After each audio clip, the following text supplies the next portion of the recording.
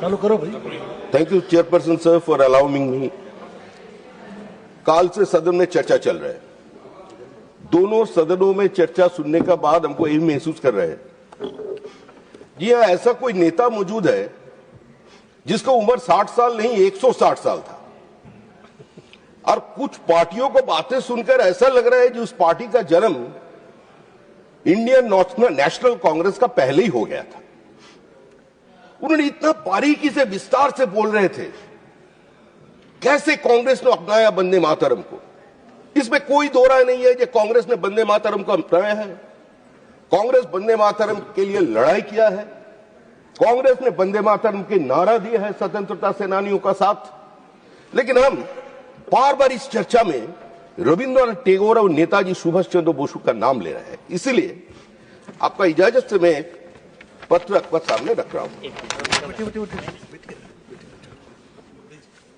Shri Netaji Subhash Chandra Bose wrote a letter to Ramanand Chatterjee, the father of modern journalism, editor and owner of the Modern Review. 20 अक्टूबर 1937 नेताजी लिख रहे हैं, I am delighted to have received your letter. I will reach Calcutta on 24th and will stay there for a week. My address is 38/2 Elgin Road. Mahatma Ji and Pandit Nehru Ji will reach Calcutta on 26th and will stay in Woodburn Park. I will be grateful if you can kindly discuss with Mahatma Ji regarding Vande Mataram. I need your earnest help in this regard and will be very grateful. I am the only Bengali. I am the only Bengali in the Congress Working Committee and have no idea what action will be taken by them in this regard. If it is possible, kindly request Mr. Tagore to communicate these to Mahatma Ji. ये 20 तारीख हो रहा है। 19 तारीख से हिंदू महासभा चारों तरफ protest शुरू कर दिया जब वंदे मातरम को खंडित नहीं किया जा सकता है। और उसमें अखबार में एक लेख भी चला है इस भीतर, to not to surrender the lofty anthem at the altar of communal bigotry. इसी का बाद पंडित जवाहरलाल नेहरू जी ने उन्होंने एक पत्र लिखा। 26 और 27 कांग्रेस की अधिवेशन था कलकत्ता में। निर्णय लेना था 26 को या 27 को, लेकिन 25 तारीख नेहरू जी लिख रहे हैं अपने मित्रों को, on 25th October 1937, we have recognized that in the rest of the song there is ideology, imagery, allegory, etc., which people of various groups cannot put up with. Remember, we are thinking in terms of a national song for all India. Therefore, if there is an ideology which various groups in India cannot honestly and sincerely accept, then it is an improper ideology for a national song. Nehru ji लिख रहे हैं 25 तारीख को, निर्णय हुआ 26 तारीख को, सब लिखा हुआ है। हमारा यह सोचना है जब 1885 से 1990 तक जितना समय था, उस समय की कांग्रेस और उसके बाद की कांग्रेस, बार बार रविंद्रनाथ टैगोर का नाम लिया जा रहा है। क्या हुआ था रविंद्रनाथ टैगोर के सामने? आफ्टर द जालियनवाला मैसेकर 3 दिन बाद रविंद्रनाथ टैगोर का असलियत का पता चला, about the brutality of that incident. Deenbandhu Andrews को उन्होंने गांधी जी का पत्र भेजा और उन्होंने ये बोला कि हमारा पास जो खबर है, आप कुछ ही दिनों में दिल्ली आ रहे हैं, आप दिल्ली में इंतजार करिए, हम दिल्ली पहुंचने वाला है। दोनों एक साथ अगर उसका भीतर जाएंगे, पंजाब पहुंच जाएंगे, तब एक बड़ा प्रोटेस्ट हो सकते हैं। गांधी जी इसमें कोई इंटरेस्ट नहीं लिया। उसके बाद देशबंधु चित्तरंजन दास को बुलाया गया, बोले बड़ा मीटिंग को अरेंज करने के लिए। चित्तरंजन जो बोला, जी आई भाई कौन इसको प्रिसाइड कौन करेंगे? टैगोर राजी हो गया, बोले भाषण देंगे, बोले हाँ भाषण देंगे। फिर बोला गया जब भाषण भी देंगे, प्रिसाइड भी करेंगे तो मीटिंग भी आपने बुला लीजिए। तो रविन्द्रनाथ टैगोर का साथ कांग्रेस का संपर्क क्या था, ये उस जमाने में नया करके बताने का कोई जरूरत नहीं है। रविन्द्रनाथ टैगोर नाइट उठ त्याग दिया, एक हथियार बना लिया उसको। उसका बाद क्या हुआ? इन 1911 जिस समय पंचम जज भारत में आ रहे थे, कांग्रेस का एक नेता बैरिस्टर आशुतोष लाहिड़ी रविन्द्रनाथ को रिक्वेस्ट किया था, आशुतोष चौधरी उनको रिक्वेस्ट किया था कि ऐसा गाना आपने लिख दीजिए जिसमें इसका थोड़ा स्तुति हो जाए। रविन्द्रनाथ का मत क्या था? वो तो 1937 और 39 में रविन्द्रनाथ उसका 2 पत्रिका में लिख कर गए हैं। लेकिन हुआ क्या था उस समय?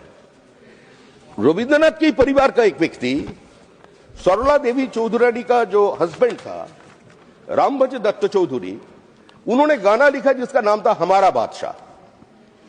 दोपहर में दिनेंद्रनाथ का ऑर्केस्ट्रा का साथ एक समवेत गीत हुआ जनगण मन अधि, और शाम को कांग्रेस ने हमारा बादशाह यह गाना चला दिया। The very next day the statesman and the guardian and the Englishman, ये 2 पत्रिका और एक पत्रिका भी था, ये तीनों ने प्रो ब्रिटिश मैगजीन में यह लिखा गया कि रविन्द्रनाथ जॉर्ज V की स्तुति के लिए गाना गाया। यस, प्लीज सुनो, पूरी बात सुनिए पहले। एक मीत बना दिया गया इसको मीत बना दिया गया। और 1937 में विचित्रा और उसका बाद पूर्वाशा में रविन्द्रनाथ ने स्पष्ट कर दिया, ये रिक्वेस्ट सुनकर हमारा मन में इतना घृणा, इतना हताशा, इतना क्रोध पैदा हुआ जो हमने एक दूसरा गाना लिखा। हम किसी पंचम और किसी षष्ठ जज के लिए, जॉर्ज के लिए एक गाना हमने नहीं लिखा। सर इसी समय और एक गाना आ गया 1904, सारे जहां से अच्छा हिंदुस्तान हमारा, हम बुलबुले हैं इसका ये गुलिस्ता हमारा। लेकिन जिस इकबाल के गाना लेकर के आज इतना चर्चा हो रहा है सभी जगह में, हम लोग बहुत बार सुन रहे हैं गाने के बारे में, बहुत लोग बातें कर रहे हैं इसका, वही जिन्ना जिन्होंने एक बार बताया था ये वंदे मातरम चीज क्या है। ए नॉन प्रैक्टिसिंग मुस्लिम जिसका खान पान के साथ कोई किसी धर्म या मजहब का कोई संबंध नहीं था। 1937 का पहले का जिन्ना और 1937 का जिन्ना तो दूसरा है संपूर्ण रूप से। लेकिन ये डॉक्टर इकबाल तराना ही मिली 1910, इन्होंने लिखा चीन और अरब हमारा, हिंदुस्तान हमारा, मुस्लिम है हम, वतन है सारा जहां हमारा। इन्होंने और लिखा तोहाईद की अमानत सीने में है हमारे, आसान नहीं है मिटाना नाम निशान हमारा। इस देश में 2 धारा चलते रहे।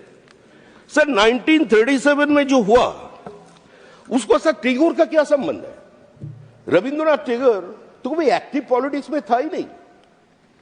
लेकिन नेताजी सुभाष चंद्र बोसु का चिट्ठी इटसेल्फ स्पीक्स, जब नेताजी सुभाष चंद्र बोसु वंदे मातरम की अंगच्छेद का पक्ष में नहीं था। कल यहां बोला गया हिंदू महासभा, अरे हिंदू महासभा इसका पक्ष में था। हिंदू महासभा तो 19 तारीख से प्रोटेस्ट शुरू किया और 27 तारीख तक इसका प्रोटेस्ट चला। 1937 से लेकर 1939 तक सावरकर जी का जितना स्पीच है उसमें उन्होंने वंदे मातरम का जिक्र किया। इसी जगह पे ये लोग रोका नहीं, उसका थोड़ा आगे भी चले गए। आगे जाकर के हमारा देश पहुंचा कहा। ये जो स्टेटमेंट आज चल रहा है इसका नाम पर सारे जहां से अच्छा हिंदुस्तान हमारा, इसी इकबाल ने 1930 11th कॉन्फ्रेंस उसका एक 2 स्टेटमेंट हम सुना रहा उसका।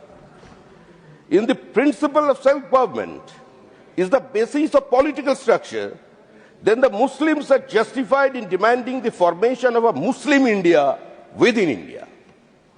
Next statement. To my mind, a unitary India is impossible. The future constitution of India must be federal and must give the Muslims a large major autonomy. I therefore demand the formation of a consolidated Muslim state in the best interests of India and Islam. नारा शुरू हो गया कलकत्ता में, जितना सारे communist लोग आज बैठे हुए हैं, क्या स्टैंड था उसी का? Minority has a right to self-determination. We want the right of self-determination. Calcutta शहरों को ऊपर आवाज उठा दिया, कान में बीड़ी मुंह में पान, लड़के लेंगे पाकिस्तान, पहले पाकिस्तान देना पड़ेगा तब भी भारत स्वाधीन होगा। डायरेक्ट एक्शन डे सुरापुर ने घोषणा कर दिया।